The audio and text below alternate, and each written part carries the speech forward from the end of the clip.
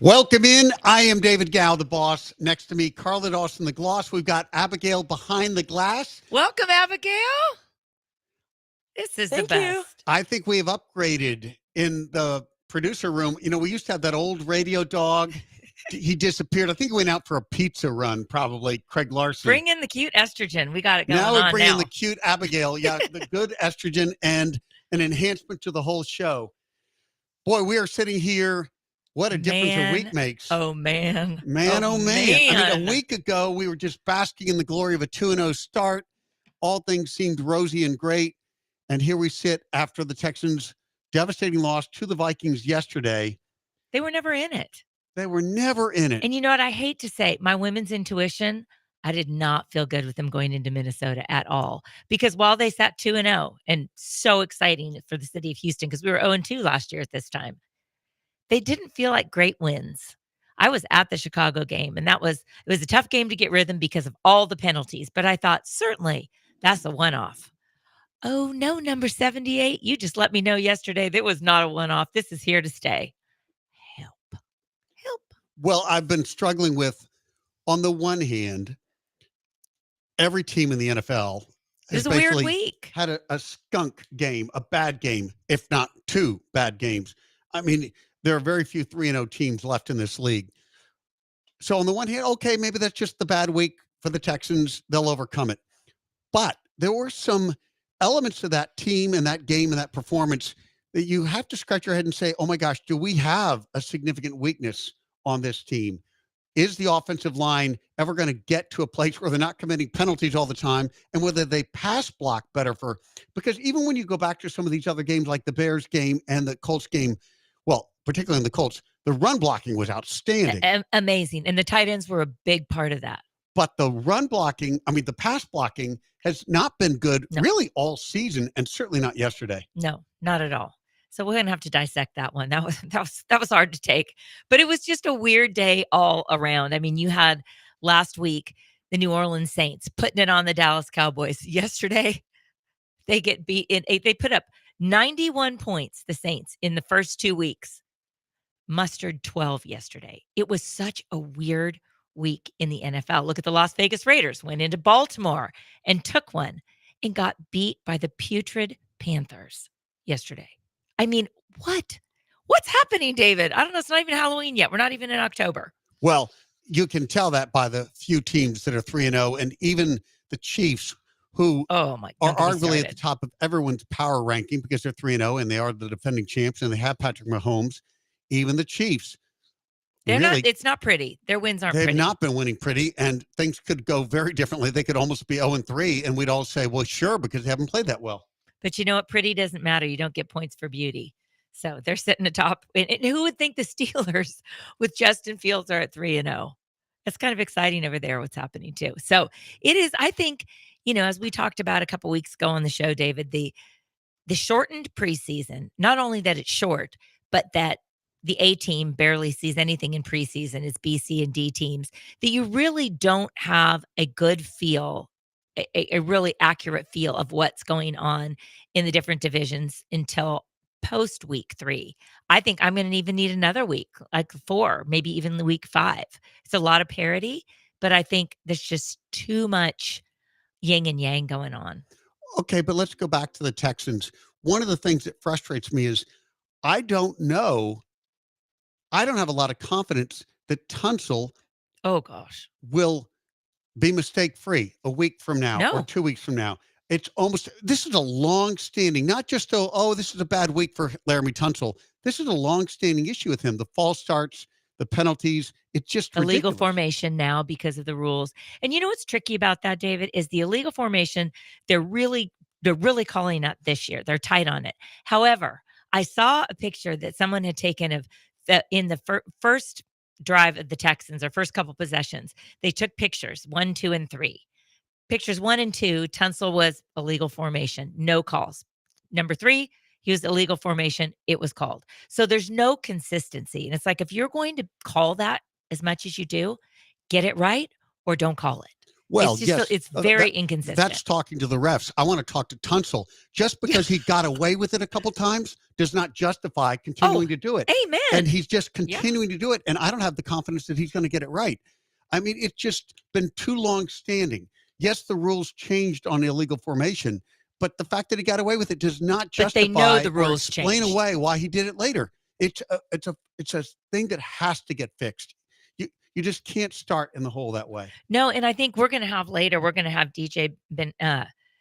BJ Ben-Enemy come on, who's with Talking Texans on ESPN Radio and writes a lot for ESPN. I want to ask him, how do you get Tunsil to right this ship? And Mm. how much, and David, you may know this because you've played, but how much of this is on Scruggs, their backup center now, who really he's been messing up a lot, which messes up, if you're messing up the count and everything else, you're messing up everyone on that line. So he's got something to do with it.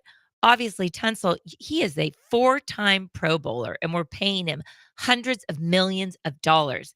In the first, not even midway through the second quarter, he had 2 illegal formations and 3 false starts.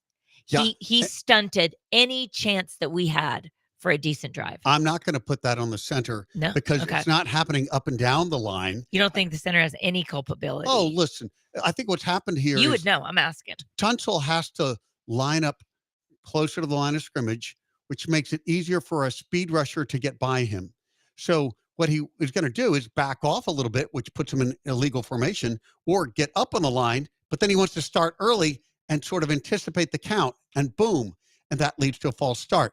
But it's not like everyone on the line is doing the same egregious move that he is. If it were on the center, you'd see lots of other folks moving. To be sure, I think Howard had a false or an illegal Yeah, formation he does that too. on the right side. Yes, but there's an entire line there, and all of them are conforming to the snap count, but Tunsil can't seem to keep it going. Well, D'Amico is such a class act accountability guy, and he says the penalties are on me. I hope he went in that locker room and ripped Laramie a new one, because I have 2 words for Laramie Tunsil: gas mask. And I hope he's not putting it on before the game, because it sure appears like he is. It really is unacceptable. Yeah, I don't put that on D'Amico. Fine No, for the coach to I don't say either. that. I don't He either. can say that, and that's what they all say, but that's coach speak. Tunsil needs to get that right. That just cannot continue to happen as regularly as it has taken place. I mean, CJ took 5 sacks yesterday. He's on pace to be sacked 56 times this season. If we want to keep our star quarterback upright, that cannot happen. Well, and of course, when we talk about sacks, we think, well, that means we didn't block well. But some of it is that we get ourselves in a bad down and distance. It's so hard to run your playbook when you're at 2nd and 15 Yes. than when you're at 2nd and 5. And all kinds of plays go thrown out. The defense can rear its ears back and come after the quarterback. It just changes the dynamic of the game radically. Yeah, and he was sacked 4 times, but he was pressured on 44.7% of his passes. And in previous That's weeks, insane. he's been under a lot of Yeah. pressure. CJ's been running for his life. He has. This is He not has. the portrait we need. I don't know if there's a quick fix, because you're not going to change some of these players. I mean, Tunsil is the tackle to come. I mean, he's going to be with us all season. So he's going to have to step up his game, or CJ's going to be taking a beating every week. Yeah, he is. So it'll be good. I want to talk to DJ Ben-Enemy and see what he knows. He knows all things Texans, and he knows the inside. And let's see what he's got to say about this, because it was beyond frustrating. Any type of gain, whether it was Nico Collins, whether it was Tank Dell, were all brought back because of penalties, mostly on 78. Yes, and one other thing that I felt I saw more of yesterday was the defense, the Vikings, blitzing Mm-hmm. the Texans. And so on this case, there were so many blitz. It was the highest blitz rate that CJ Stroud has had to face so far in his career. 43% of the pass plays were blitzes. And so the Texans are going to have to adjust to how they're going to have some plays they go to whenever they see the blitz as a possibility. And I don't know that I loved what Bobby Slowick was doing yesterday. I want to ask DJ about that as well. That was, I mean, your starting back is your third option. Like, it just seems he could have done some better play calling. I was pretty confused by some of that. It was interesting to see old friend Jonathan Grenard there, and he had a big No, day it for the was not Vikings. good to see old friend Jonathan Grenard, actually. He's Boy, no longer our friend anymore. no, he's not. He's our frenemy. Yeah. And, honestly, look who won that trade. Danielle Hunter for Jonathan Grenard. Man, Danielle Hunter, I love him, but where was he yesterday? He had a quiet day and he just let Grenard look like the, gazillion dollar man. That was a bummer. And I know Grenard and CJ are very good friends and they did not talk this week before the game, which is good. That's what competitors should do. But man, oh man, did he make a statement. How different do you think it would have been if Mixon had been able to play? Oh, I think there's last week and this week against Chicago and against I think you're very right with the pass protection. Our O-line is not giving CJ that. And so I think the run game opens up so many more possibilities. And they didn't use Nico Collins much yesterday either because of that, because of the blitzes. So I think it makes a huge difference. Well, one thing we have seen is it does look like the O-line is better at run blocking than Yep. pass blocking, at least at this point in the season. And clearly, if Mixon had been in there and they've been able to get some running game going, that might have set up some play action and the whole playbook would have looked better. But all that said, if they land in second and 15 or first and 15 because of false starts, then they're not going to be able to hand the ball No. off to Mixon the way they want to. When they get to bad down and distance, they're going to have to throw the ball, and that brings the blitz, and that brings all the trouble that we saw yesterday. And I know we're being harsh on the Texans because we have gotten used in Houston in this last year of having really great football. I mean, honestly, we have, and we've been hungry for that for a very long time. In fairness, I don't know, but I think sometimes it just ain't your day. And I remember early yesterday when they had at least gotten field position to kick a field goal, which he's been making him like with his eyes closed, over 50 yards, beautiful field goals, not even close. When he missed that one, I looked at my husband, I said, today's not the day. It's not happening today. Yeah, You can that just is feel that it. game of expectations. We now Yeah. expect him to make 50-plus yard field goals all the time. Yes, we do. Which is ridiculous, but it is what we expect because he's been so good and he's been so consistent. And I guess that's where we are with the whole team. And to be sure, look, the Texans are 2-1. They're in a division that really doesn't have a whole lot of competition. They're going to play the Colts in a few weeks again. They're going to see the Jaguars next week. And And if they're 0-3 coming into Houston, whoa, we better be ready for them. They're going to be mad. yeah, They Jaguars play tonight. play tonight on The Monday 2-0 Night Football. Bills. They're going to place the Bills. So, yeah, they'll likely be 0-3. I mean, if we were betting people here right now, we would say the Bills will win tonight. Jags will be 0-3. They will come into Houston. It will be at NRG Stadium. One would think that's a great bounce back game for the Texans. And with that win, we'll be in a spot where the Texans really have a dominant stranglehold on that division. It's just not a scary division. The No. Titans are going nowhere. No. And if they can beat the Colts again in a few weeks, they'll have the tiebreaker over the Colts, and they really will have a commanding spot. So it's not all doom and gloom here on No, a it's Monday after a loss. When we come back, we're going to take a look at what that Vikings team looks like now. They are 3-0. They're being led by Sam Darnold, and we'll break down how good is this Vikings team. That up next year on ESPN Radio 97.5 and 92.5.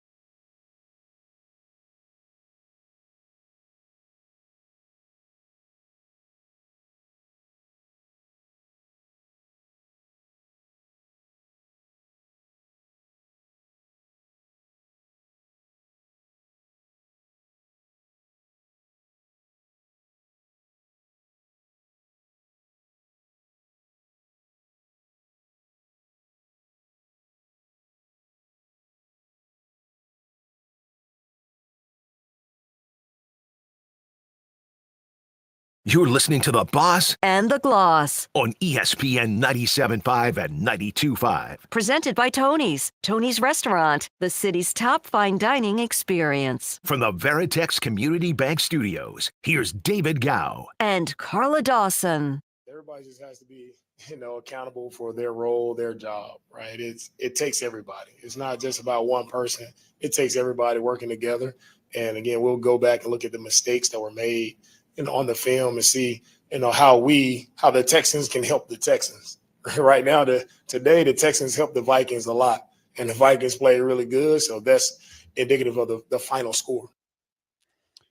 Well, there he is, D'Amico Ryans, talking about the loss yesterday.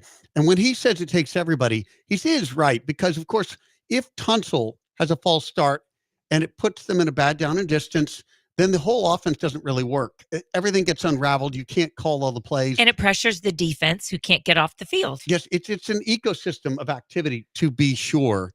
And that's what D'Amico's addressing there. Look, this is the first game in a while that I can think that D'Amico Ryans was outcoached. I mean, the team has lost games, but when I go back and think about last season, it felt like most matchups, D'Amico Ryans was outcoaching the opposition. Yesterday, I think Kevin O'Connell did an amazing job. I think that Vikings staff, they did a great job scheming against the Texans. Brian Flores on the defensive Flores side was out for blood, and he got it. They got it. And those two guys coached that Vikings team very, very well. You have to give them some 100%. recognition. It was the first time I think that the Texans have been outcoached as well as outplayed. No, I completely agree with you. I think that is spot on. I think it's tough to recover from this, to be honest. I think it's really tough. Well, so we mentioned the Jaguars will be facing the Texans next week in Houston. Tonight they face the Bills, and the Jaguars are in Buffalo. So Jaguars might well be coming into next week's game with an 0-3 record. And it's hard to beat a team when their back is up against the wall. In fact, their very season is hanging in the balance. So the Jags will come playing all in for that game. I mean, I'm sure they do every week or try to every week, but that will be a very, very important game. Even if the Jags win tonight, they'll be 1-2 facing the leader in the division, who is 2-1. It's going to be a big game for the Jaguars. They will come in knowing they must get a win. Well, and one game at a time. And so for Jacksonville tonight, they're 0-2 facing a Buffalo team that's 2-0. And Buffalo's averaging almost 33 points a game during the first 2 weeks. So only behind New Orleans, who's averaging 91 over 2 games. And weirdly, the Arizona Cardinals at almost 35 points a game. So I think this is going to be a tough challenge for Jacksonville. And it seems like Jacksonville, they have a lot of weapons, but this start is super disappointing. And they are only able to average 15 points a game. They just gave Trevor Lawrence his bag. They're 7th worst in the league through first 2 games in points per game. So it's not a very inspiring start for them for sure. And I think even regardless of the records going into next week, Texans versus Jacksonville, there's bad blood between them because they just don't like each other. They never have. They're AFC South opponents and they're salty with each other. So it is going to be a really interesting game tonight. I think if I'm Jacksonville, I feel desperate because I don't want to come into Houston with my season on the line. Because if they go 0-4, they're done. They're done. However, they are in the same division with the Titans, the Will Levis-led Titans. So there is something to that. That could be hopeful for them. But I think it'll be a really interesting game tonight. And to see if Buffalo can they've sure looked good the first 2 weeks. See if they can keep that up.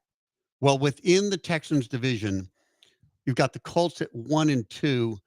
Jaguars need the win tonight, but they're 0-2. Titans are out of it. They're 0-3, yeah. So the landscape's wide open for the Texans going forward. And it is really interesting. Even in the AFC, you've got the Chiefs, of course, at 3-0. And it's a little early to look at standings, but they're the Steelers at 3-0. And Texans' aspirations, given the weakness of their division and that they play a disproportionate number of games against division opponents, I think their aspiration needs to be the 1 or 2 seed in that AFC. And of course, the 1 seed is a big advantage going in. it'll be hard to supplant the Chiefs and Yeah. getting that number 1 seed. But I think the Texans really need to think about getting not just the division win, but a high seed going into the playoffs. You know what I did see yesterday that I thought was a positive for Texans fans is Stephon Diggs. Because, you watch it. I love, how I love to watch the sidelines, and I Yeah. love to watch the interactions and the body language and all the things. And, there was a lot of talk about Diggs as a cancer. What are the Texans doing bringing him in? Let me tell you what. We talked about last week how he has a different handshake with everybody. He looks like the most positive, uplifting, encouraging guy on the team. And he's talking to CJ because he wants that guy to have more dog in him. Like, he got on him yesterday about, hey, you got to be tough on everybody. Like, you can't be smiling right now. Hmm. Like, hey, we're losing this. This game is done basically, but you got it. Accountability. And that is so good for a young quarterback in CJ Stroud, because we have to remember he is only in his second year. He is still growing and learning, not just on the field, but as a veteran, as leadership, as a young guy. And Stephon Diggs is really bringing him along. I mean, I saw a funny interaction from them on the bench, on the sideline of the Chicago game last week, where he said, "Man, CJ, I wasn't sure that I wanted to come here." And he goes, "I wasn't sure about you." And she's just like, "Hey, man, what are you talking about?" He goes, "You're too friendly." Like, I was like, he's too nice. Like, this isn't going to work. Too But he nice. said, you're Yes. really, it was kind of like, you've surprised me. But then I think forward to yesterday and seeing him talk with him, it was like, yes, get your dog on, CJ. Get your dog on, Hmm. because you can. And you are a competitor, and you've got the talent to back it up. And you need someone that is outstanding as an athlete, as a leader, and as a veteran to bring it out in you. And I love that. I love it. Well, that's veteran leadership. And of course, contrast him with, well, CJ, yes, is still only a second-year quarterback. And the receiving core, the rest of them. I mean, Nico Collins and Tank Dell, these are guys early in their career. I guess Schultz has some experience on that receiving core, but it's a pretty young group. And that's one of the exciting things about the team is the core is still quite young. They are quite young. Yeah, Stephon Absolutely. Diggs is the outlier in terms of age on that And roster. Joe Mixon too. Mhm. Mhm. Joe Mixon, sure, he's got some veteran ability. He's certainly played in the league for a while. So those are really great guys to have on that team.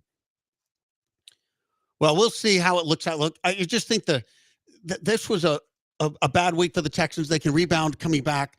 I would love to think that this is the anomaly. They can clean things up at home next week with the Jaguars. Yeah, I agree.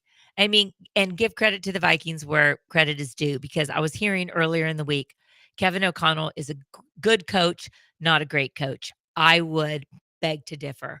What I saw on both sides of the ball, the calmness of that sideline, and honestly, how much fun they all are having, including Sam Darnold, and that guy deserves to have fun.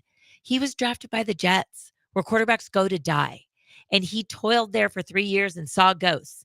And then where does he go? How could it be worse? But he did go someplace worse. Carolina. Terrible. That's right. And then he's the backup in San Francisco, which seemed like, oh, you're never going to see action. He didn't need to see action. You know what he got in San Francisco? Really, really good coaching, and got to sit behind Brock Purdy and learn from there. And I think that's all the difference in what's happened to him now in Minnesota. Well, he's one of these second, or in his case, third or fourth chance quarterbacks. It really was interesting. I saw this stat the other day. If I had asked you at the beginning of the season, I'm going to name 3 quarterbacks, what will be their record after 3 weeks? Sam Darnold, Justin Fields, and Malik Willis. All 3 seemingly Oh my failed gosh. in their first destinations, right? They were Yeah. written off. All the experts, Justin Fields cannot play in this league. Sam Darnold, nothing. Malik Willis, he's no way. He's done. If he couldn't be the quarterback of the Titans, he can't be the quarterback anywhere. And yet those 3 guys are 8-0 thus far through the season. Isn't that amazing? You know what? It's amazing and it's awesome, because it just shows you how important it is to be with the right team, the right coach. Look, Matt LaFleur, okay? When he had Aaron Rodgers didn't like him from the first day Matt LaFleur was hired.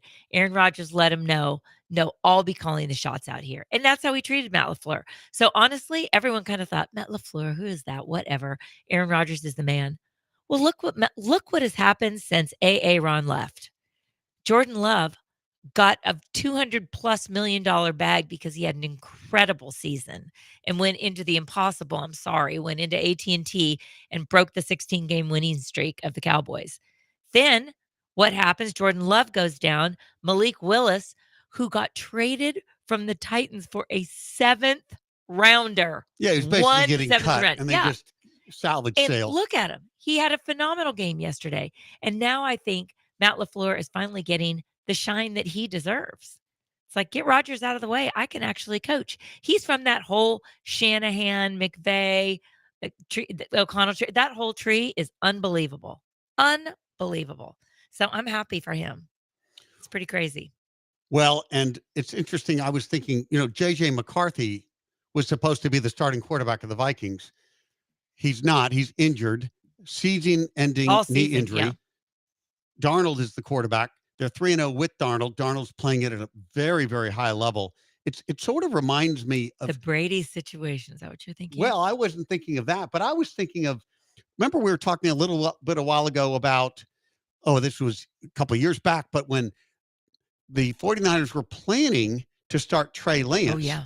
And yet Jimmy G at the last minute, who they basically had discarded, came back and re-signed with the team.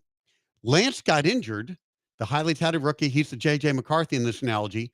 And Jimmy G came in and led the 49ers to a very good season. Now, he got injured very much at the end, but he had a very good season there.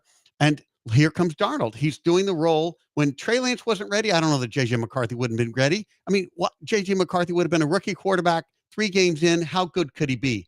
And so this is really, in some ways, a fortuitous injury I for the agree. Vikings. I agree. I think they dodged a bullet, honestly. I don't think JJ's ready for the speed and the speed and the just this whole schemes of the NFL. I don't think he was ready. I watched him in college. Good, but I was surprised at how high he was drafted. He can prove me wrong, but for now, it's Sam's team.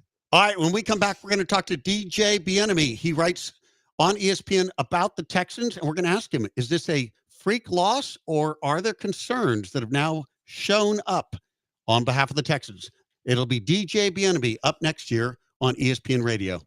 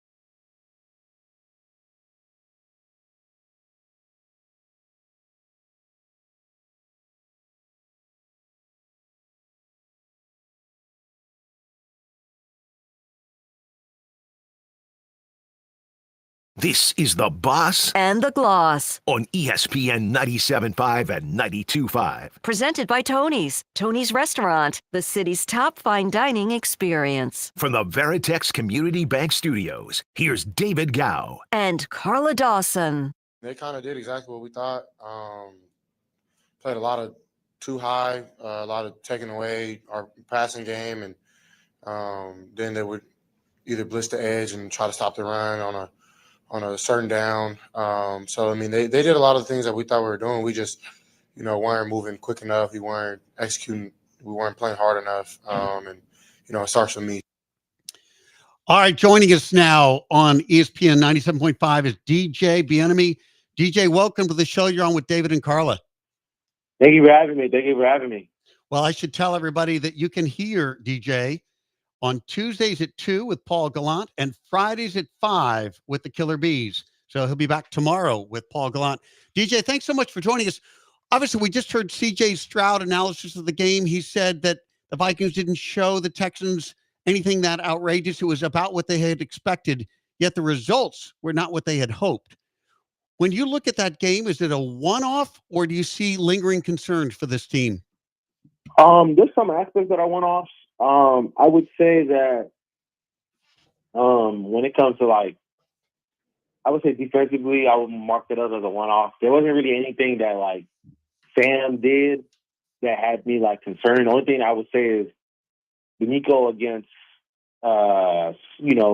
semi creative offensive minds have given us some issues. Obviously, week 1 with Shane Steichen, and obviously week 3. But I'm not ready to push the panic button yet. But I will say offensively, their inability to run when they're facing a too high shell look, because basically when they go too high shell with 2 safeties deep in the middle, on the hashes, they're just trying to take away the big plays. And make them drive methodically down the field. And one way to do that is to, kind of take advantage of that is run the ball. And they right now they're struggling to run the ball for various reasons. A lot of it is, I guess, communication and being able to pick up blockers at specific spots when you do something that you're not expecting. So kind of, struggling to adjust on the fly. And again, like just in the past game, teams have got a beat on what Bobby Stoic likes to do. Yep, exactly. Because last year, Bobby was a first-time play caller. So, people still didn't necessarily know what his tendencies were, right?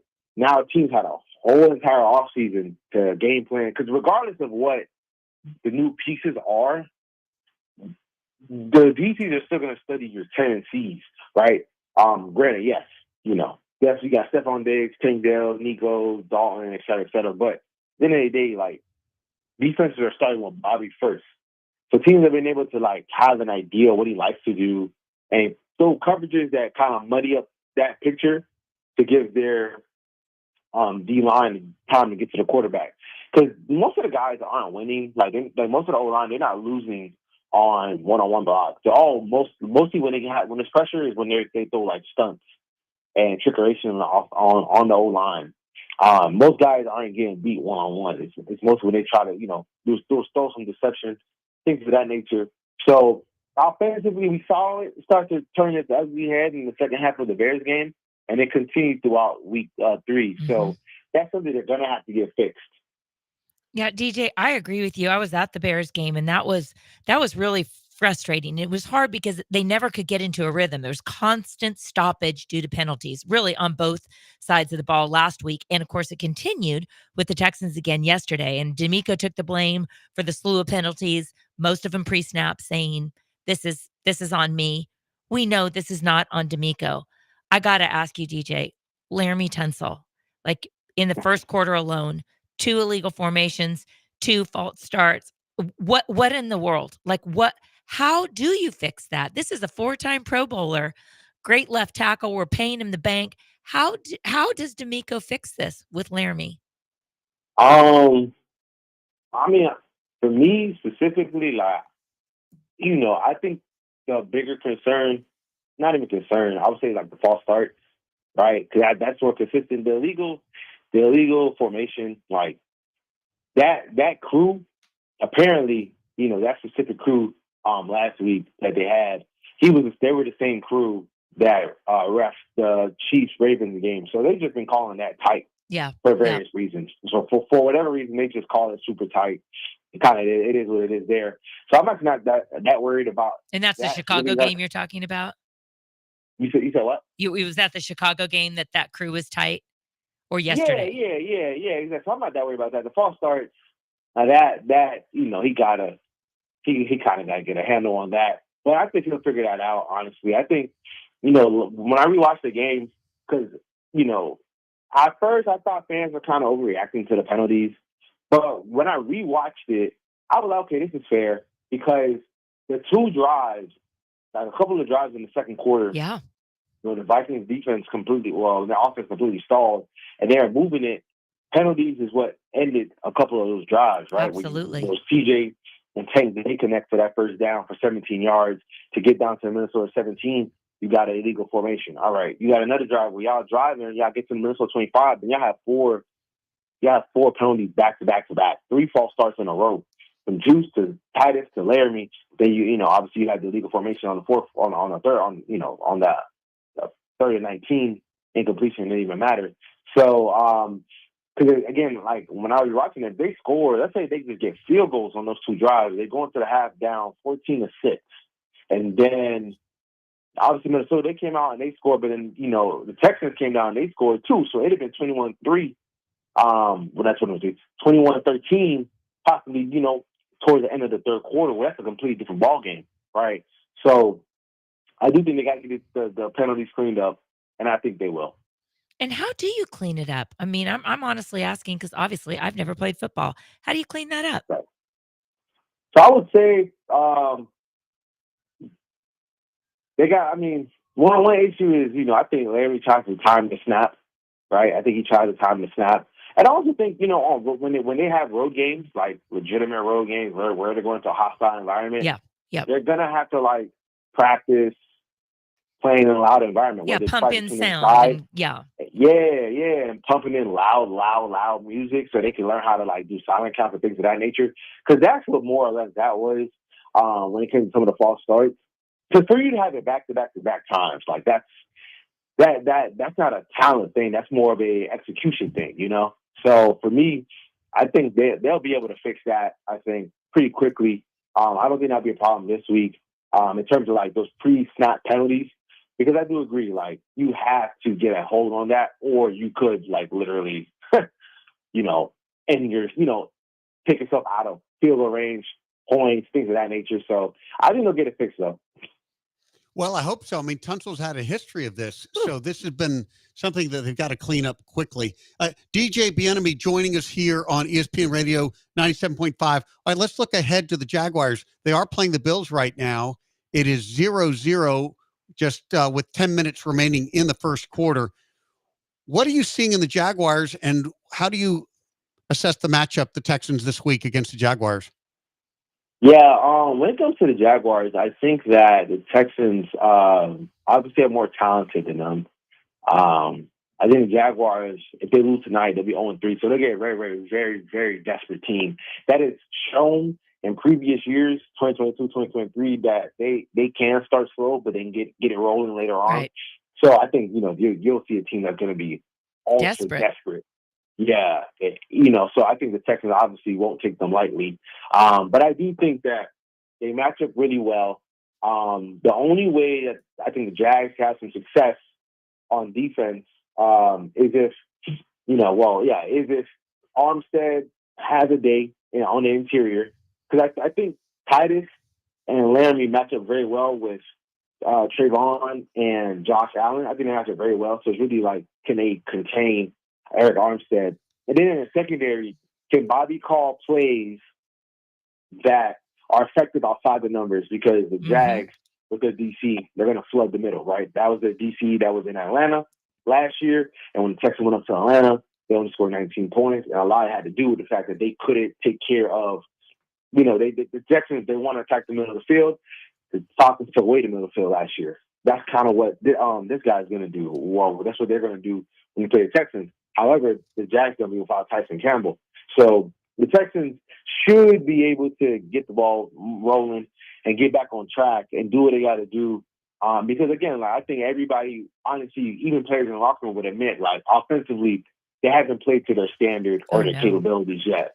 So I think they're getting close. I mean, I think this will be a good week to really right that ship. We're talking to DJ Bieniemy, and I want to ask both of you about Trevor Lawrence because when he came into the league in 2021, he was considered a generational talent. He For was sure. not just the best quarterback of that year. He was supposed to be the best quarterback coming into the NFL since perhaps Troy Aikman. I mean, way, way back. The heads that were turning and the excitement around that guy, the expectations were over the top. And now we sit here several years into his career, and he has not performed at that elite level consistently. Now, part of it, you look at his career, he's had a lot of coaching changes, and that's always been a struggle. But what's your read on the fate of Trevor Lawrence right now? Yeah, man, that's a great question. I would say that obviously he's having coach changes, but I also think like sometimes we in the media get it wrong. Like I don't think he's that guy, right? I think he's a good quarterback, but I don't think that he's like he is what he was built up to be. And that's okay. Like that happens, right? Obviously the situation isn't ideal, but again, like if you're generational, it can't be like completely perfect around you. Like you're gonna have to overcome a little bit, you know what I'm saying, and be able to at times, not all the time, but I used to sometimes put the team on your back. And a lot of us when we watch Trevor, it feels like something is missing. Like Yep. it's kind of cliche when you say the it factor, but No, you know what I think is missing is grit. That's what I think. Because he's been right, he's been an unbelievable athlete. He's so talented and he's so laid back and easygoing that I right. worry sometimes he doesn't have enough dog in him. Yeah, and I think that's totally fair. I think that's a totally fair assessment. I think that because again, like I don't think he has that personality level that like CJ has. CJ, you can feel that dog personality within him. Like you can truly feel that. Yeah. I don't. As you said, like I don't really feel that with Trevor. I feel like it's kind of like like he wants to be good, but I don't know if that's like something that keeps him up at night. Where I feel like with CJ, like him not playing well or him not being able to get a job done, legitimately keeps him up at night. You know what I mean? So I think that's part of why like he hasn't really panned out. Obviously, the pieces around him aren't the best. Honestly, we look at the receivers, things of that nature. I think they got him a true number one in Brian Thomas. I think Brian Thomas can really play, but Yeah, I do. I think again it goes back to it feels like he doesn't have that next level. Hey, I'm gonna do whatever it takes to put the team on my back and we go get this W. So. Well, I think that's a good point, DJ. And I also think that, Trevor's the one that I've never heard him in a press conference say, this one is on me. I've got to do better. And you hear that from CJ every time after a rough game. So I think there's something to it. I don't know. I like what you're saying. Yep. All right, DJ, thank you so much for joining us. Really appreciate the time. And you can catch DJ Tuesdays at 2:00 with Paul Gallant here on ESPN Radio and Fridays at 5 with the Killer Bees. DJ Bieniemy, again, thanks so much for joining us. No problem. Thanks for having me. When we come back, we are going to look at UT football, the #1 collegiate program in the country. What? And the play of Arch Manning and how it sorts out with Quinn Ewers. We will address all things Longhorns when we return here on ESPN Radio.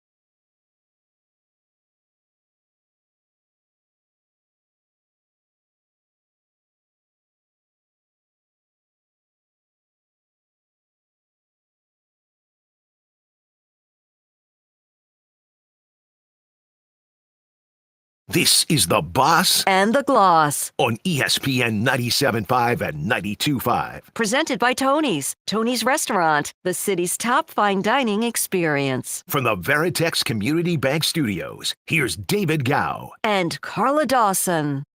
Is that a little Stairway to Heaven? Yes, we got Stairway to Heaven. Oh Thank you, gosh, Abigail. That is Yes, it is. awesome. Abigail, bringing it back. Of course, she could be my child. She's so young, but there we Abigail go. I love picks it. the right song. Stairway to Heaven, Led Zeppelin. I can remember This is slow here, dancing to David. this in 8th Stairway grade. to Heaven, right It here. was a Boss and long the time Boss. ago. All right. Something that is very recent is the Longhorns, #1 in the country, undefeated. And it doesn't matter if their starting quarterback goes down because they've got a pretty famous backup quarterback who played this week, Arch Manning. They look really good. And Quinn Ewers looked good before. Then Arch Manning came in and he stole some of the spotlight.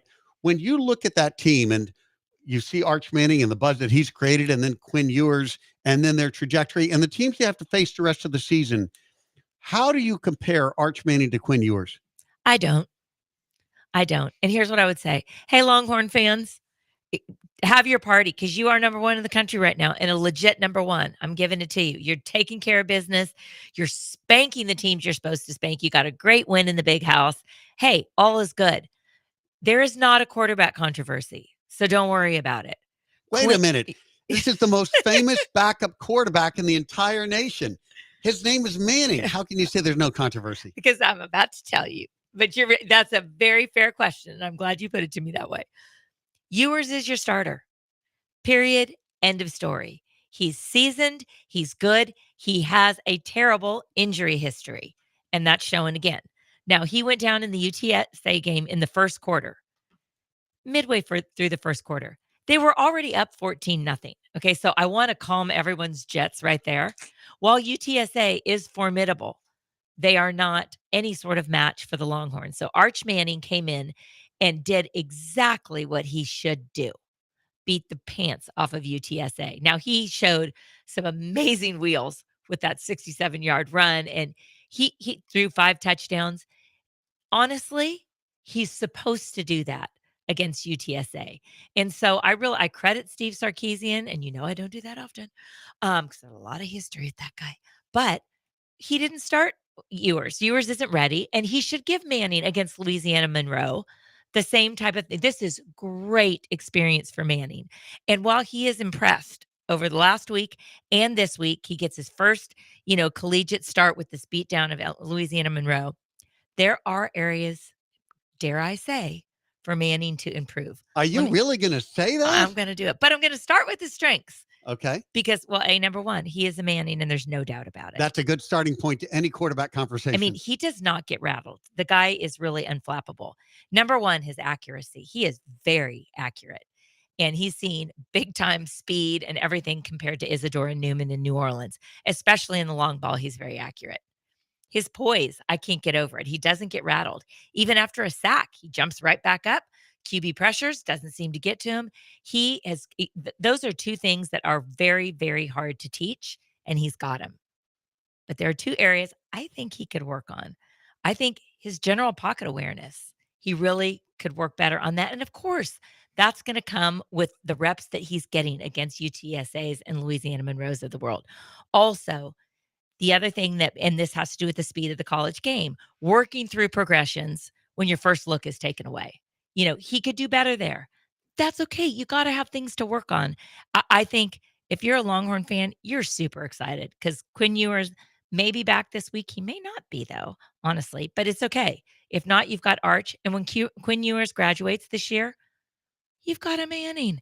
A Manning who will have gotten repetitions this year, which is really great. Absolutely. I mean, nothing compares to real-time reps, and he has shown he can be the guy.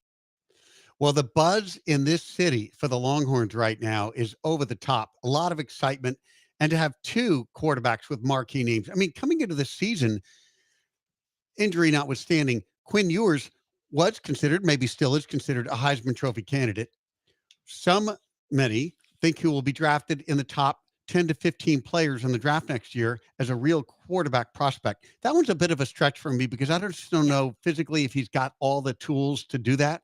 but we've seen lesser quarterbacks go that high, Sure. and quarterbacks sneak up in the draft. We shall see. But they Mitch sure are Trubisky. poised. You're right, because they've got a Heisman level playing quarterback as a starter.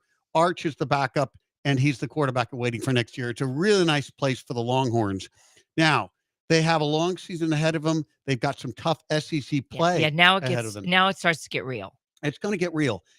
Getting real is this week. We've got an amazing matchup. Georgia travels to face Alabama, and the Heisman race may come down to that matchup. Carson Beck versus Jalen Milroe, the two quarterbacks of that game. Both those teams are formidable.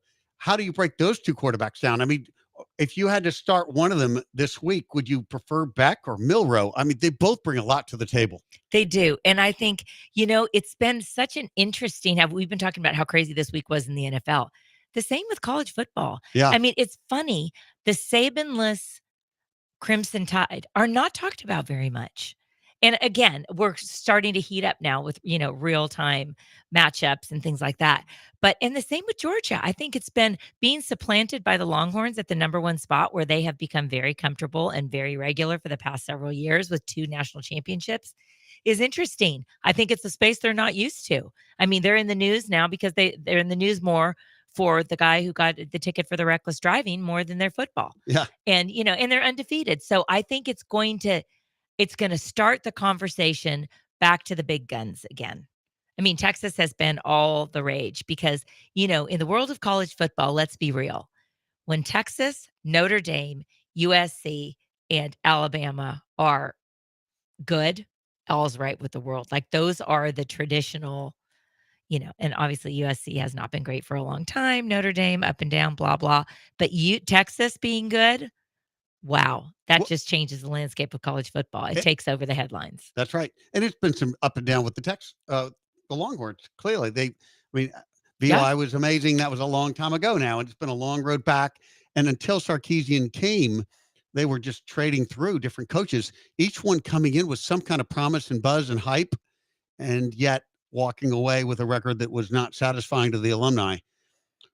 Okay, so right now, I mean, looking at college football and the matchups yesterday, Tennessee over Oklahoma, I know that didn't surprise you, given Oklahoma had struggled a lot coming into that game. Their offense didn't look that great. And eventually, Jackson Arnold, the starting quarterback, Woo. was benched for a freshman, Michael Hawkins. Oh my gosh, he had 3 turnovers Yeah, I mean, look, in the first. Arnold didn't look good, but he was under pressure. He was running for Yeah. his life. OU's problem, when I look at it, is their offensive line. They really have not been able to support much of a running game or pass protection. But Jackson Arnold, the victim of that, and in came Michael Hawkins, but he wasn't able to turn things around. Tennessee looks pretty formidable. Tennessee looks scary. And they exposed what we already know is a Sooners' weak offense for sure. And you know what's so wild? I mean, listen to this. So Tennessee held the Sooners to 36 yards rushing, That's brutal. 3.3 yards a Yeah, play. that O-line is not good for Oklahoma. Whoa! And Brett Venables, I love him. He's a defensive coach, so he's got to figure out who's going to get in there and make them a formidable force. But Tennessee, do you know what they're going to start charging? A talent fee in 2025. Check this out. They're going to have an increase of about 14% for their football ticket holders in 2025. 10% is marked for athlete compensation. Welcome to the new age of college football. They're doing and it NIL. They are stepping into that new talent arena. fee. I would pay a talent fee to sit next to you and do this show. You're worth more than 10%. I'll Thank tell you you. that. Thank you. All right. When we come back, we're going to get a chance to visit with Jeremy Fowler, ESPN insider Love on all Jeremy. things NFL. Jeremy Fowler up next year on ESPN Radio 97.5 and 92.5.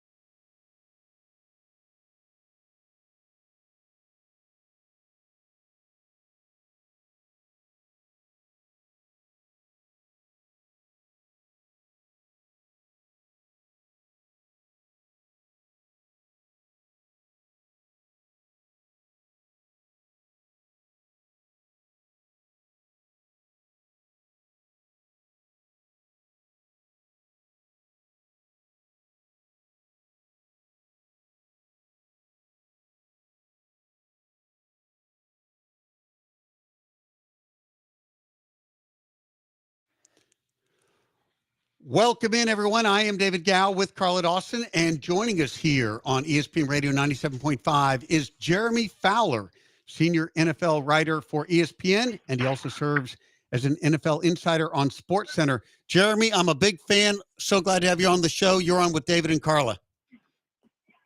Hi, David and Carla. Thanks again. Appreciate you having me. I'm fangirling too, Jeremy. We're so glad to have you. Yeah, thank you. Glad to be on. I really appreciate it. So we're going to pepper you with NFL questions. Let me start with the Packers. I'm amazed that they are winning without Jordan Love and a quarterback I did not think was going to be in the NFL this year. What's the key to what's happening there, and how much credit do you give Matt LaFleur? Yeah, he deserves a lot of credit for sort of simplifying the game plan. You know, he had 19 throws yesterday against the Titans, completed 13 of them for about 200 yards, and he ran really well, which we all knew Malik Willis could do. It's also a credit to Malik Willis because I had heard, in his third year in Tennessee, this training camp, he had kind of turned a page, was playing a little faster, and that's why they were able to get some trade value for him. So he wasn't a hot commodity, but he did help himself after a really rough first 2 years. So I think Green Bay's defense is playing a lot faster now, too. They're creating more turnovers than they did a year ago. So all that's sort of coming together for them. And then when they get Jordan Love back, they'll be off and running. So Will Levis took the place of Malik Willis there in Tennessee. That's looking like a real bad decision, Jeremy. 15 sacks in the last 3 games, on pace for 85. He has a record NFL 8 turnovers. What is Brian Callahan going to do about this? Well, we saw what he thinks about it last week, but can this guy be the guy for the Titans, or should he stick to mayonnaise commercials? Tell us what we need to know. Yeah. Well, I think they're going to be patient with him, somewhat patient. The leash can only be so long, especially with what we saw with Bryce Young. But Bryce Young got 18 starts, and Will Levis only started about half the season last year. So he's still relatively young in that phase, and they are moving the ball somewhat despite the turnovers. So it's not a complete disaster yet. But, he clearly needs to improve just sort of the boneheaded mistakes that he's been dealing with, especially in those first 2 games is really bad. They were frustrated by that. They were the same they mistake. saw that a little bit in training camp. He had some really good days and some really curious days of practice. So he just needs to clean up his consistency. They do believe that he can do it, but he's got to do it in short order. We are talking to Jeremy Fowler as an NFL insider on SportsCenter, ESPN. So, Jeremy, I want to ask you about the Panthers. They did bench Bryce Young. Andy Dalton came in and played pretty darn well. Do you really think Carolina will entertain trade offers for Bryce Young? Well, right now they're not. They've gotten calls on them, but they don't have any plans to trade them. And I still don't think they will, but a lot could happen in the next 6 weeks before the trade deadline, 5.5 weeks, leading up to that November 1st range. So certainly if a team makes an enticing offer and Andy Dalton's playing well, maybe they do. It's not really on their radar right now. They do, or at least open to the possibility that Bryce Young could be rehabilitated there and that he could start again. I don't think that is overly likely, just because of some of the, just lack of cohesion they had together in the way Bryce Young was playing, not only in the season, but in the off season as well. I don't know if it's a match between the new coaching staff and Young. So the script could very well be over, but that doesn't mean they have to trade him this year. So maybe they can wait a year. They don't have a real backup right now behind you. Dalton. Bryce Young would be the only second quarterback on the roster right now. Well, you bring up a good point, Jeremy, with the right coaching staff. And I want to flip over to Pittsburgh for a minute with Arthur Smith's offense is clearly working for Justin Fields and, who's got the Steelers sitting at 3-0. And even though they entered yesterday's game with a league low 1 touchdown, he added a rushing and a passing touchdown yesterday in the win against the Chargers. This is going to be a crazy question, but Jeremy, you're the man, you've got the inside.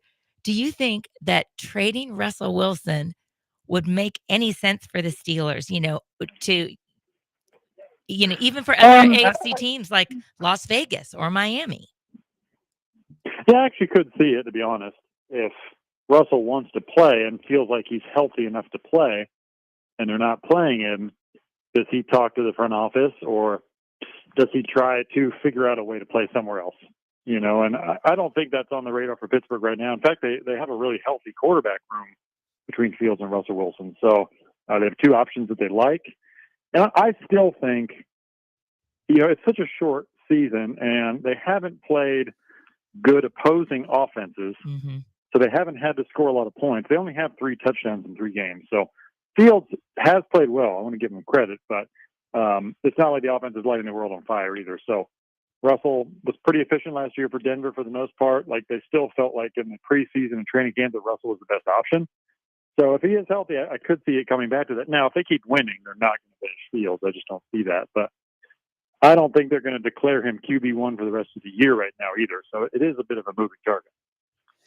We are talking to senior NFL writer for ESPN, Jeremy Fowler. So, Jeremy, I want to ask you, which of these 3 teams that are with records of 3-0 are a bigger surprise to you? The Vikings, the Steelers, or the Seahawks? None of which I thought would be 3-0 at this point. Yeah, I would probably say the Vikings, because they've had a pretty tough schedule, and they just sort of plowed through it, and yeah. I figured Sam Darnold would play pretty well just because you got Justin Jefferson, you got Kevin O'Connell as a really good offensive coach. You have some resources and this infrastructure that you didn't have before as a starter. So, I saw him at least improving his play. But, they had some injuries, and I didn't know what to expect out of the defense. The defense has been awesome. So I'd say that's a slight surprise compared to some of the others. The Steelers, I knew the defense would be pretty good. It's probably a little better than I thought. They're giving them 8.7 points per game, which is outrageously good. So, they're the top unit right now. But I wouldn't say that's a huge surprise. Both them and the Seahawks have not had a tough schedule so far. I do think that's important this time of year. And Jeremy, you talked earlier about the length of leashes. How about Cleveland? Has time run out? Is time running out on the Deshaun Watson experiment? And if so, does any other team pick him up, or is this kind of it for him if he gets booted out of Cleveland? Yeah, not yet. The clock is still running, but I do think by the end of the year, if it's not figured out and the poor play continues, they're going to have to do something. They have a good roster. They feel like they've built a winner. They're really missing everything but a quarterback to put it all together at this point, and it just hasn't happened. And now you have some other injuries to the offensive line. Right. Myles Garrett's playing hurt. Like, these things snowball. We're seeing it in San Francisco with a bunch of injuries. It can be hard to overcome, and they need a quarterback who can help them overcome it with just the ability to take over a game late in the game. Deshaun has not shown the ability to do that yet, and it's in there somewhere. Like, he was a top 5 quarterback in this league not long ago, but there's just been something missing for a while now. And you see glimpses of it. You still see some good throws here or there, but it just hasn't been the same. Yeah, we're sitting here in Houston where we watched him grow up as a professional, and he was so good on the field. Then I watch him over there in Cleveland, and he's running for his life. Now, the O-line in Houston wasn't good when he was here, No, but he it wasn't. somehow overcame it. But his O-line in Cleveland is pretty challenged as well. And he's running for his life there. It's just not been easy. He's clearly didn't have that same rhythm that he had when he was at his peak of his powers. Yeah, I still talk to coaches who remember 4 or 5 years ago in Houston that he was larger than life. He'd be at the stadium and he'd pull up in a ridiculous car and he'd come out and he would just dominate you, And Yes. those days, it's been a long time since that happened now. And it doesn't feel like a long time, and maybe it hasn't, but, just with the way things are going in Cleveland, it does feel that way. But it's weird because that offensive line is really good. They've just been sort of beat up now with some injuries, and they're used to a more run-heavy attack. They went to offensive coordinator Ken Dorsey in part to elevate Watson as more of a passing attack to help him spread things out, and that hasn't worked as of yet. So, we'll see. I still think there's enough there and enough talent around him when he get healthy that he's got a shot. He just doesn't seem to be moving the way he used to, even aside from the shoulder injuries that he's had. He used to be sort of elusive in the open field. You don't see that as much. We are talking to Jeremy Fowler of ESPN. Okay, I want to ask you about the Cowboys. Clearly, they've not been able to stop the run. That's a narrative that went back even last year in the playoffs and their losses. Do you see that as a talent on the field issue or a scheme issue? And with the scheme, recognize that we have a different defensive coordinator for the Dallas Cowboys. Dan Quinn passed the baton to Mike Zimmer. So we've got 2 different coaches, some different players. What do the Cowboys need to do to be able to stop the run? It just seems like they need to go back to the basics, hit the hole, have their run fit set, and just make a tackle. You know, like a lot of times run defense does come down to that. Especially Baltimore, they only threw the ball 15 times. So you knew they were going to line up and run it on you, and they just they couldn't stop it. I can't say it's a Mike Zimmer problem because he's always been good at stopping the run with his defenses traditionally. Yeah. So something's amiss there. I mean, they don't have a really good middle class right now. They have talented young rookies and players on rookie contracts, and then they have Dak and CeeDee Lamb and Micah Parsons, and anything in between they don't have a lot of because they've had to spend all their money on their top players to sign them. So it's a bit of an issue, and I do think it's showing on the field with their depth and their ability in the second and third levels to get it done against the run. So Thursday's going to be a big test because even Daniel Jones, if he's playing really well, he's not going to light you up for 300 yards most weeks. So you're going to have to stop the run. Yeah, Giants ran the ball over 30 times last week and will clearly be trying to run the ball given what they've seen otherwise. Okay, speaking of running the ball, how about Saquon Barkley? He looks pretty impressive. Yeah, he looks great. You know, he can get you 4 or 5 yards at a time, and then he can break a long one. And that's exactly what Philly wanted when they signed him. He's kind of having a Christian McCaffrey type impact the way McCaffrey did when he first went to San Fran. I'm not saying they're the exact same players, but similar weight class as far as elite player. And, you know, Barkley, he's doing that for them. I mean, he's a difference maker. His only shortcoming really is catching the ball out of the backfield. You saw him with that drop in week 2, but other than that, he's brilliant. Yes, and he's got new life getting out of the Giants. well, and the other you. weakness has been injuries, and he's remained healthy. He looks fabulous right now. He's really running well. Now, you mentioned McCaffrey. 49ers, of course, don't have him. 49ers. Along with many, many other pieces they're of their sitting here offense and 1 defense. and 2. How shocking is it to you that they're 1 and 2 and that they had a 14-point lead against the Rams and couldn't hold it? Yeah, that was a little surprising. They were in control of that game, and it's a curious loss, no doubt, especially with the Rams and all the injuries they've had. They were clearly depleted, and that was just sort of a willpower culture win for L.A., and just a curious game for San Francisco. And now you have Javon Hargraves out for the year. It looks like, you know, that's 4 elite players that they've had out for extended periods of time, or at least a couple of weeks. You count George Kittle. So I don't know what they're going to do. I mean, they're still a really talented team. You know, they spent 2 days at their training camp, and, you know, you could tell top to bottom they're really good. I still think it's just a blip, but they got to kind of fix this issue fast because there's a moving train with the injuries that are going to pile up here soon. And Jeremy, do you think what's happening in San Francisco is kind of the thing that you've got to win now when you have your pieces, because this roster is now getting older. These are incredible players, but age means more injuries too. You're less durable. Do you think that could be a factor for San Francisco's, because they have gone deep for many, many years in a row? Well, certainly there's a window that is real, and teams recognize it. I think San Fran was close to trying to decide on that window, whether it was closing by who they were going to pay this offseason. You know, you had Trent Williams they had to pay. Brandon Ayuk, I really don't think they wanted to give him the contract that they did. Clearly. Yeah, so, you know, the way things shook out there. And I think they recognized what the Rams did a couple years ago after they won the Super Bowl. They had to take a kind of reset year and a half or 2 years. And, you know, it's sort of, there are pains associated with that because you strip your roster down, but you can only pay so many players in that $15 million or more threshold per year.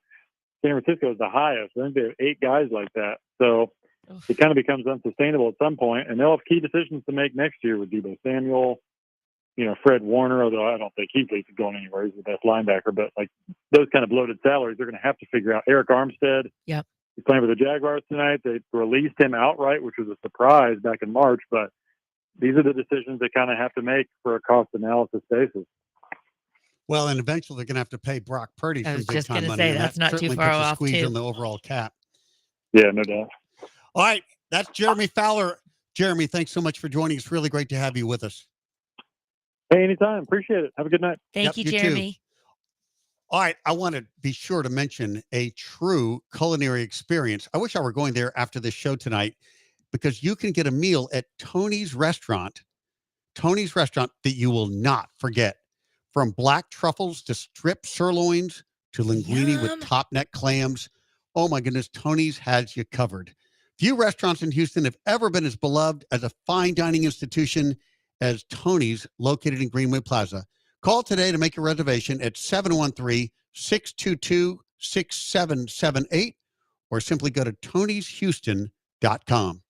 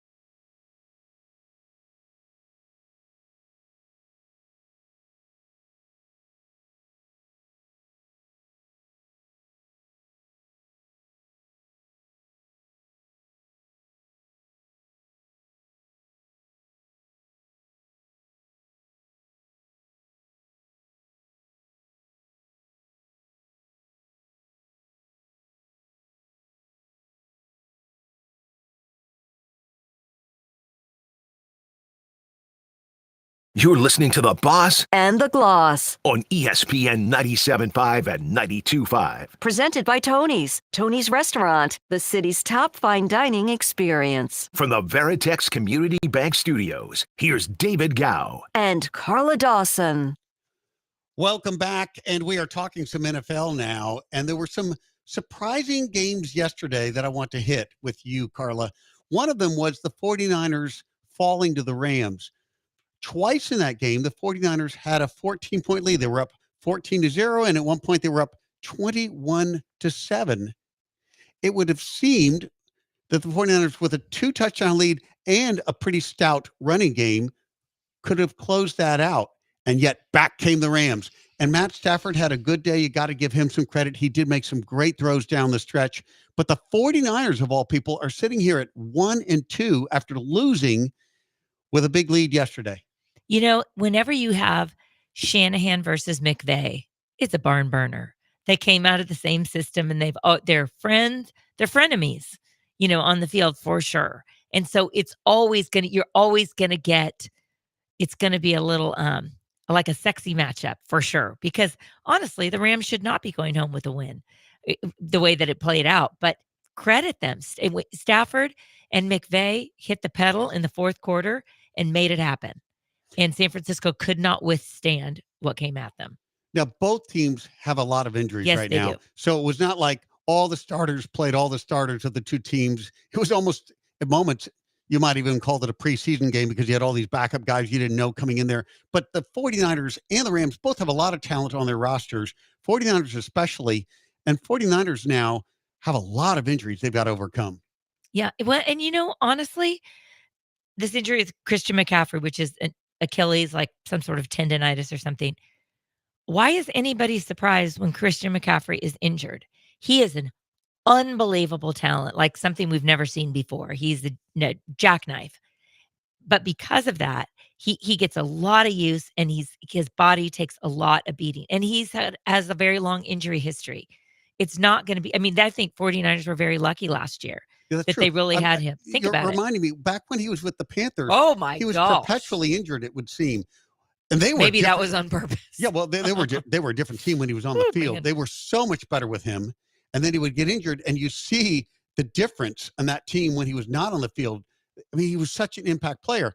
The 49ers got him all last year. He really was a healthy player, but no, he's now started this year with this Achilles tendonitis, and that's a real loss for that offense. Yeah, it would be almost better if he broke something, because you have a certain time frame.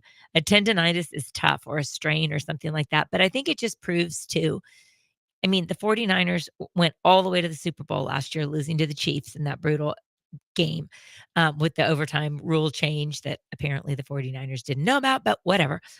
It just shows you how important it is to win while you can. And just because Tampa Bay won that Super Bowl with Brady's sixth one with Rob Gronkowski there, and brought back all 11 starters on both sides of the ball, and did not make it back to the big game the next year. It is so hard. That window is small, it's tight. And as you mentioned, the 49ers have an aging roster. And when your jackknife of all trades in Christian McCaffrey has an injury history, and you didn't close the deal on a year like last year with him, where he was basically there for everything, it's really hard to repeat that. And here we are starting the year without CMC as a 49er fan. Tough. All right, let me shift to another game that I thought was a very big upset. I know what you're going to say. It was the Broncos beating Tampa Bay. What the heck? I kept thinking, I am not seeing this right. Well, look, the Broncos have been miserable. What? They came in 0-2. Tampa Bay came in 2-0. Broncos looked like they couldn't get anything going, and Bo Nix looked like a rookie in his first two games. And then Tampa Bay was doing everything right. And Baker Mayfield, well, we were seeing good Baker, not bad Baker. And so all seemed right. Tampa Bay coming in to go for the win and get a 3-0 record. I probably should have sensed there would be a letdown or Right. a problem with Baker. One, because of his inconsistency, but two, the amazing thing, I don't know if you saw this quote, but it was, I saw it. yeah, he was I don't like sitting it. there saying that when the Buccaneers had Tom Brady, it was too It much wasn't fun. tension in the locker room. It was no fun. But parenthetically, all I could think of is, yeah, but they got a Super Bowl win out of that. And Baker Mayfield, how are you going to take him with all the fun you can bring, Baker? You're not taking him to the Super Bowl. I mean, he should not, I mean, for Baker Mayfield to be calling out Tom Brady should have been the setup. I'm sorry. That's actually kind of funny. Yes, it would have been. It's the setup for this fall and a loss to the Broncos. It just didn't need to be said. But this is what he has done his whole career. He seems to be motivated by chips on his shoulder. And, when he was in Cleveland, look who was having the fun. That was Baker Mayfield, doing all his commercials, but he wasn't doing a darn thing on the field. So I do think that's a little dangerous to call out someone who has 7 Super Bowls and you have 0, and you are the heir apparent, not chosen, just happened to be that's the way it worked out. Yeah, I thought that was a little, yeah, that took some guts, but that guy's got guts. Well, look, Bo Nix, his stat line, 25 for 36 with 216 yards passing and 47 yards rushing. And fast. He was fast. And he Got some outplayed speed. Baker Mayfield, who was 25 for 33 with fewer yards, 163 yards, a TD, and a pick. So anyway, that's the thing about Baker has always been good Baker or bad Baker. Right. You don't know which one you're going to get each Sunday. It's an inconsistent play. Yesterday, it was bad Baker, and I think it was set up by his comments, which I just think he's got to keep his mouth shut, keep his head down, and try to play some good football. Yeah, he's never done that. Not in college, and he's not going to start now. What I think was really impressive about that win yesterday, yes, Bo Nix got a bugaboo off his back with that win, but Denver held the Bucs scoreless in the second half. credit that defense. Yeah, well, we all know Sean Payton's a good coach. He is. They've got He's a his salty dude. but- anointed quarterback, Bo Nix, whom he picked in this draft. It will take time to develop Bo Nix. I mean, I Yeah. know he had a lot of good years in college, but this is a different league. And so give him some time. But to be 1-2 right now with a rookie quarterback in Bo Nix, I think the Broncos should feel pretty good about that win yesterday. But it's interesting with Bo Nix. He did not like fly off the page at Auburn. It wasn't until he got to Oregon under Dan Lanning. So I think it really matters for Bo Nix. Oh, it matters for really any quarterback what your coaching is, and hopefully he will align with Sean Payton's system. When I watched him play at Auburn, to your point, I thought he would be a guy who would get drafted in the 4th or 5th round and maybe a career backup in the NFL. Yep. I did not see a guy going in the top 15 as he did, and given a chance to play for Sean Payton and all that means with the Denver Broncos. Do you know what I love about the Denver Broncos? You got to respect an organization that is paying someone $39 million to get the heck out of the locker room. Bye, Russell Wilson. $39 million to say, see ya. And he's making $1.2 million, the veteran minimum with the Steelers, Russell Wilson. Think about the Oh, cap boy. hit they're dealing with there. Oh, my God. They'll clean it up. It'll take Love a it. little time, but they will get there. Okay, when we come back, we're going to talk to Chris Houston. He is from HeismanPod.com, and we will ask him about the Heisman race and all things collegiate football and NFL. It'll be Chris Houston up next year on ESPN Radio 97.5 and 92.5.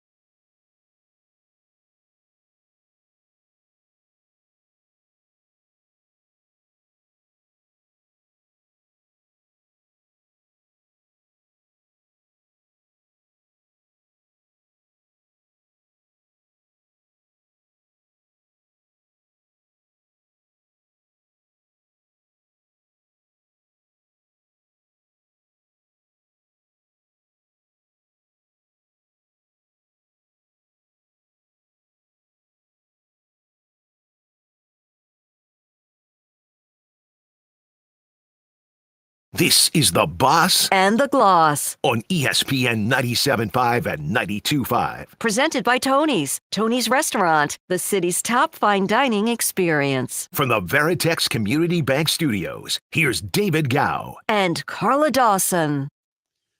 Welcome back. And joining us now on the show is Chris Houston from HeismanPod.com.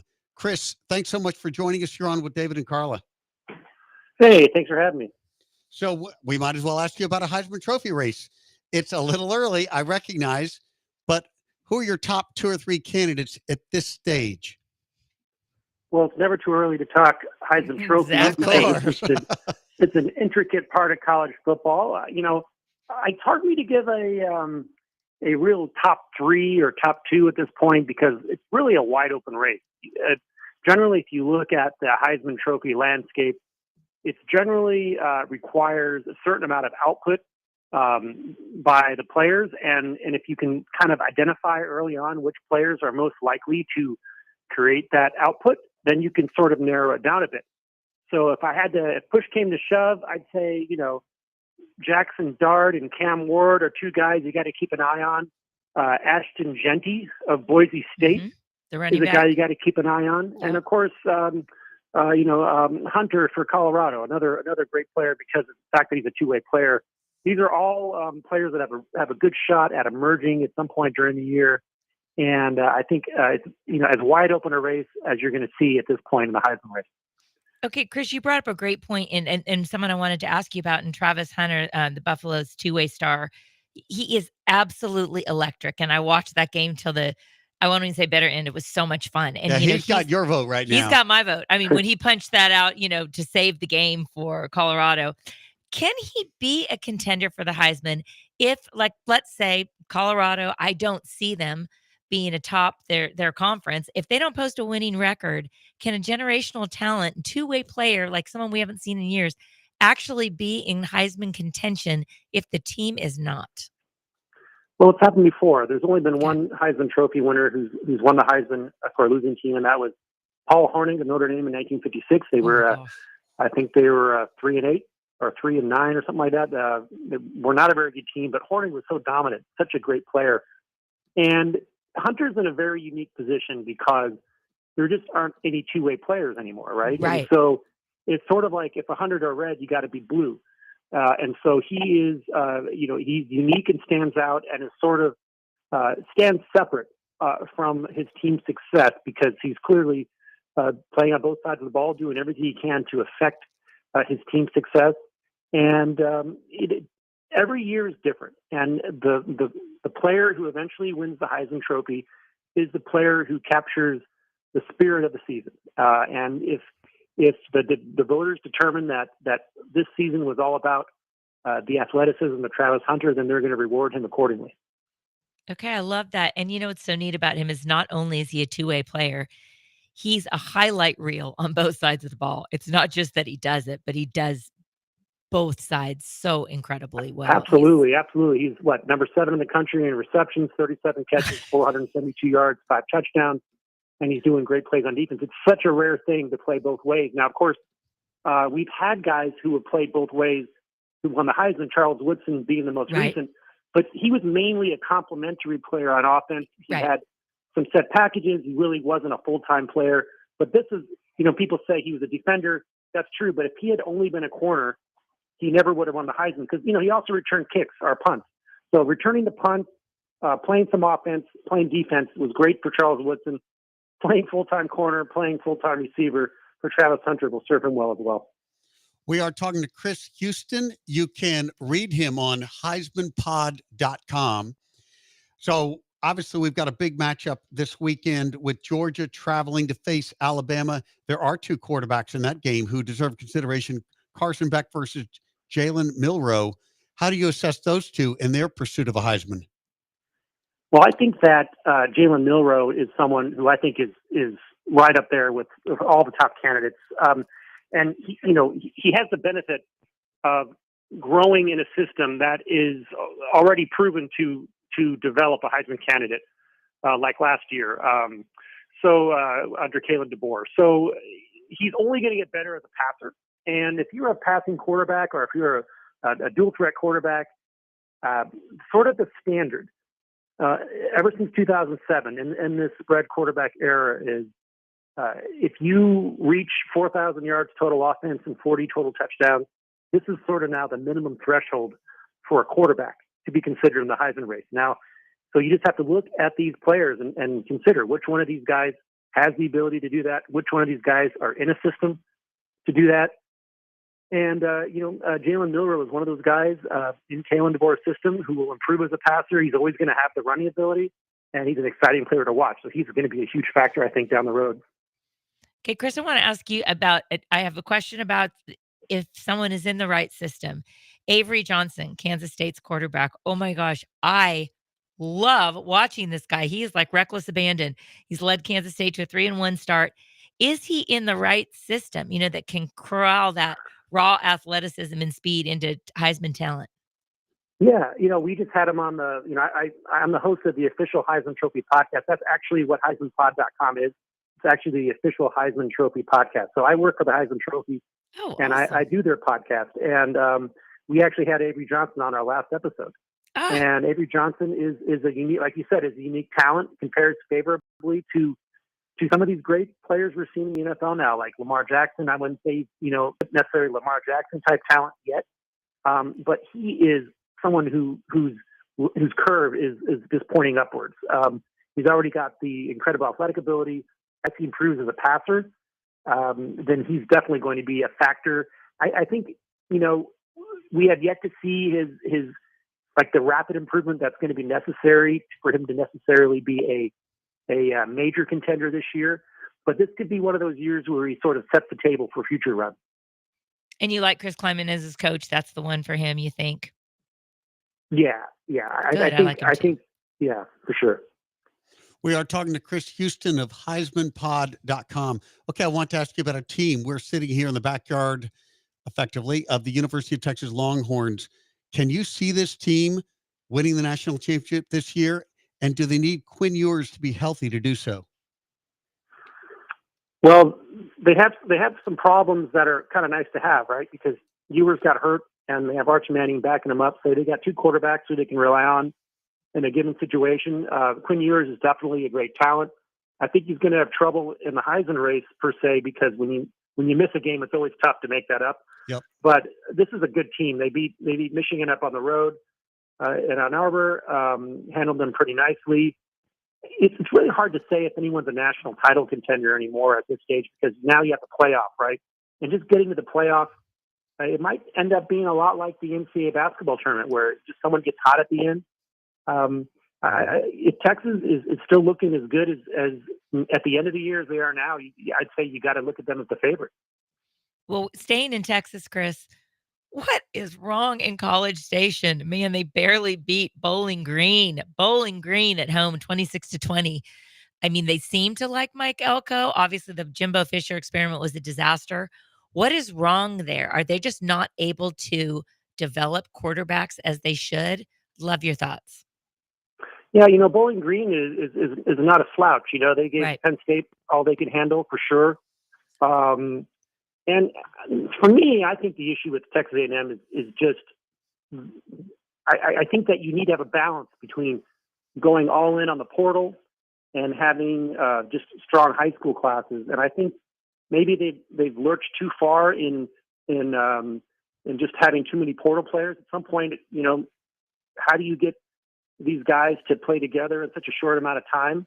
And this can affect quarterback development for sure. And so I think with Texas A&M, I kind of see them as kind of like Oregon as well, like super talented. But the question is, can the coach there? You could be a great coach, right? But we're in a new era in college football, and so maybe there's a coach who's not as good at coaching, but is better at getting players ready to play who have just arrived in your program. Whereas you can be a very good coach and not necessarily be as good at acclimating players, you've just landed in your program at the speed that you need to compete at a high level. So I think, in a sense, I think a lot of coaches sort of need time during this really chaotic period in college football, because because we haven't really figured out yet how this is all going to shake out. And I think it's just a tough situation for a lot of coaches, tough situation for a lot of programs, and for the fans, because hard to follow teams when you don't know who's on the team. And the coaches don't always know who's on the team too, you know? Well, and for the coaches, I remember Nick Saban saying this last year, right before he retired. He said, I worked hard to get these players. I don't want to re-recruit my own players, which is, No, yeah, exactly. you It's a know, whole, I mean, it's insane. it's a whole different element. Before it was you recruit, you coach them, and then play the games. And now it's you recruit, you re-recruit, you go find players to fill the players who leave the gaps. You find boosters and to pay them, or NIL yeah, collaboratives. Yeah. yeah, it's tough. It's tough. It's a totally new system, and there's a learning curve for some of these coaches, even if they're fantastic coaches in every other aspect. Well, This that's is a a whole great, new. yeah. Yeah. Well, that segues to exactly what I want to ask you, Chris. In this new age of college football, one of my favorite coaches of all time, Dabo Sweeney. I mean, they took one person in the transfer portal, and can he sustain the level of greatness that he has built up at Clemson? Obviously, it's been a little rocky the past few years without coming over to the dark side and utilizing the transfer portal like his peers. Well, there's two different models, right? There's like the Michigan Clemson model, and maybe even like the Michigan Clemson. Well, Clemson's the extreme, right? They're not really doing the transfer portal. Michigan is kind of the next grade up, where they're developing guys, but they're kind of sprinkling in some transfers on top. I think USC is kind of like that as well. And then you got the other extreme, the Oregons, the Texas A&Ms, who are just bringing in new guys every time. And it's sort of an issue where, like, if you have guys who are and then throw it on top of that, this extra COVID year, which we're in our last year of extra COVID year, right? So last year you kind of saw that all came to a head with Washington and Michigan in the national title game, and those were two teams that had just a ton of experience, because the combination of all these guys that were brought into the portal and all these guys who had extra COVID years, right? But what happens is, if you bring in a senior to play a position, right, and he leaves, you want to fill that slot. Well, you can either fill that slot with a recruit or a guy who's a redshirt freshman, or you can just go get another guy who is also a senior, who is experienced, and you can just plug and play. Well, you run into problems with that, because then you have issues where who's going to want to come play for your team if that's how they're still doing it. Mm-hmm. And then you have fans who have these expectations where it's like, hey, they're not going to wait for players to develop. They want the coaches to go get guys in the portal so they can win right now. So it's kind of a quandary for the coaches out there. And I actually like the way Dabo Sweeney's doing it, because you maintain relationships between the roster and the fan base, and you may not necessarily be as dominant as you once were, but if they can develop the guys they have and eventually get back to that title level competing team, then it's going to be that much more rewarding for those fans who've been following these players and for the whole program, I think. I love that. All right, Chris, we really appreciate you joining us. He is Chris Houston. You can listen to him on HeismanPod.com. Is that the place to go, Chris? Well, HeismanPod.com is the home of the official Heisman Trophy podcast, which is, like it says, the official podcast of the Heisman Trophy. We have great guests on, the best players in the country every week. Also, some old Heisman winners. We talk about their seasons. Really a great podcast if you want to learn about the Heisman in college football, and you can get on any of the streaming services or on YouTube or like you mentioned at HeismanPod.com. Perfect. Thank you so much for joining us, Chris. Thanks, guys. Have a good one. All right, we're going to come right back, and we're going to give you an update on the doubleheader Monday Night Football games tonight. It is the Bills routing the Jaguars thus far. That up next year on ESPN Radio.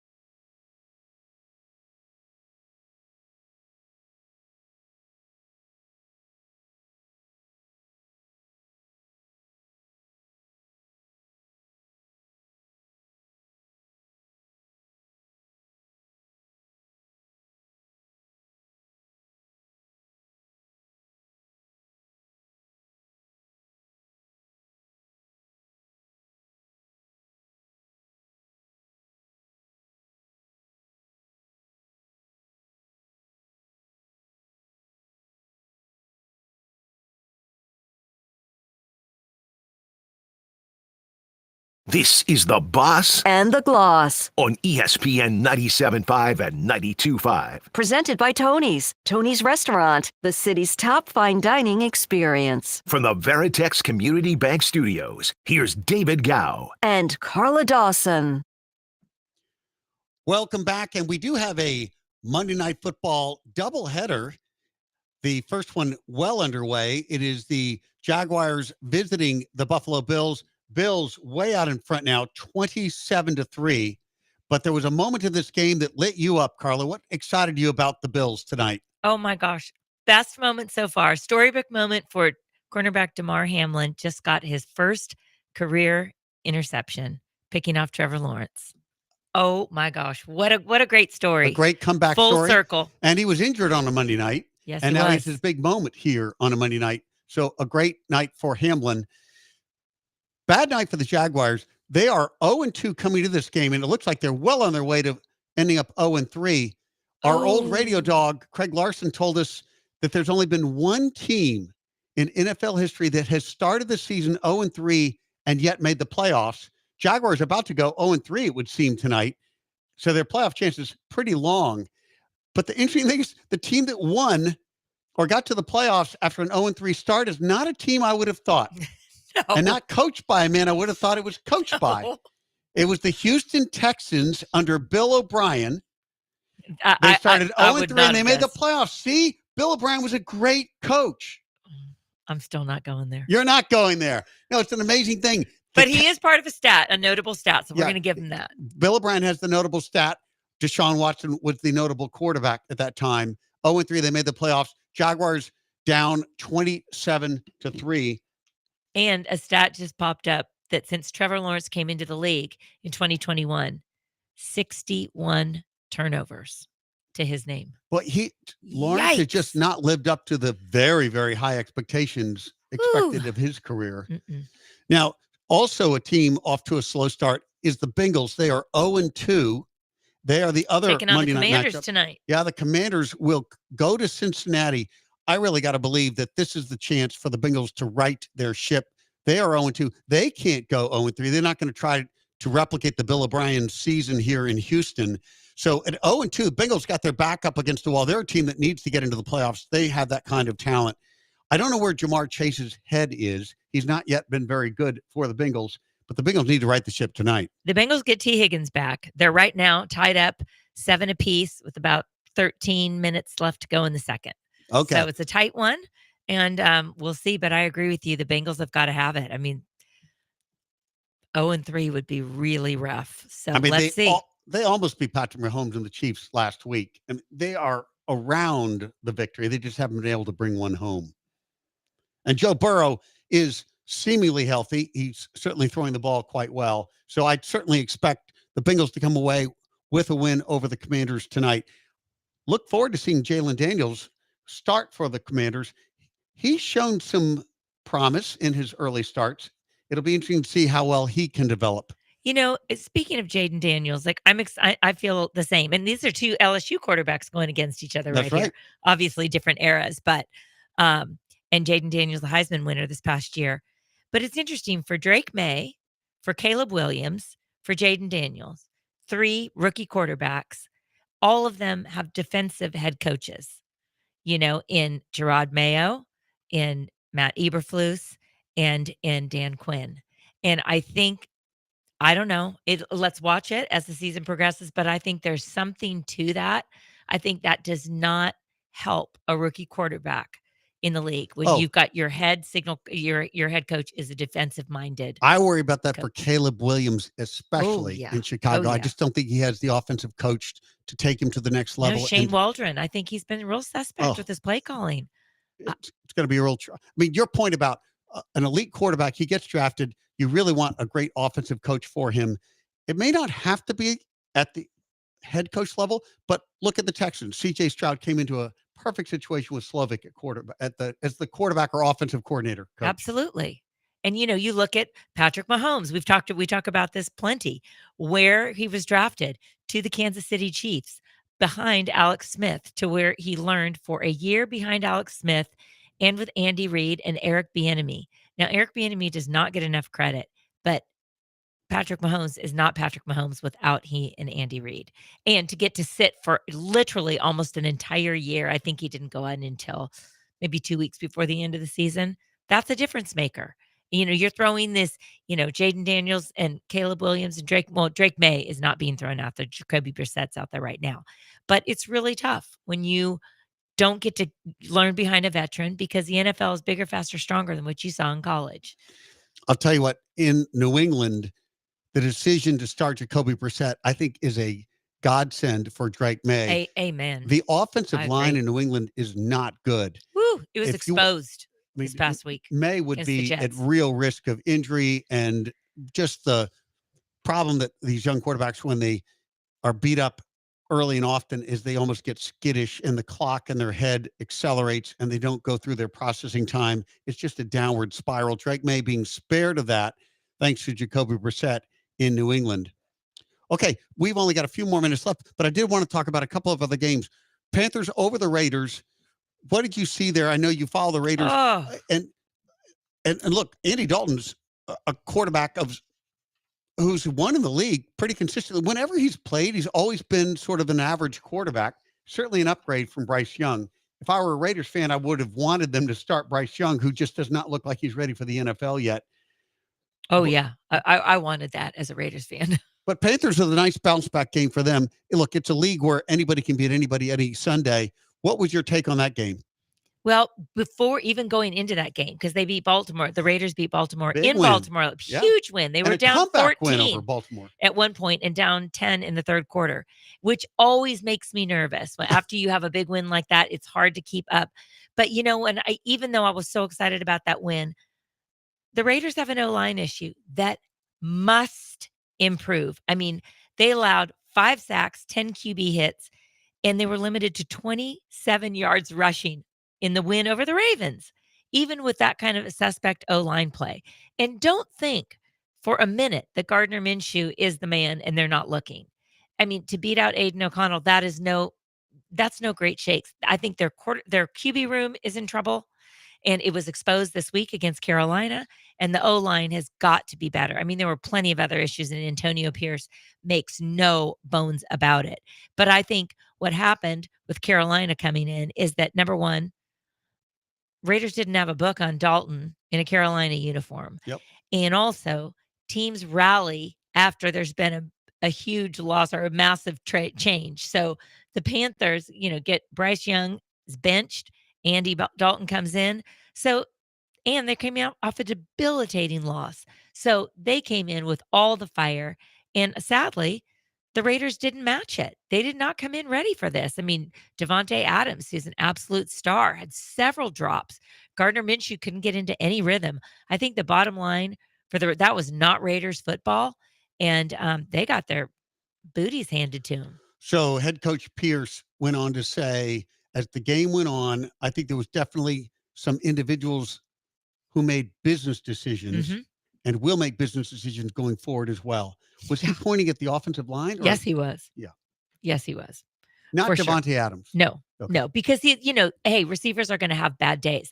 That is more Minshew couldn't get on Devontae's timing. Devontae doesn't run the wrong route. So that was frustrating, but I appreciated Pierce's honesty. And that was a brutal loss. I told my husband, stay away from me. Texans lost, Raiders lost, and USC lost the night before. I am done. Yeah, tough weekend for me. football for the fans of those teams. Okay, we have an update. It is the Bills driving again down in the Jaguar territory. With Bills 25 lead at seconds. 27-3 with 20 seconds left in the first half. So it will be intriguing. And it is, in fact, another touchdown for the Bills. So the Bills extending their lead. This one is a rout. 33-3 will be the score at the half. And Washington is up 14-7 on the Bengals. All right, as well. you've been listening to the Boston Gloss. Thanks so much for being with us. We are the Boston Gloss. Will be back next Monday night again, 6 to 8. You're listening to ESPN Radio 97.5 and 92.5.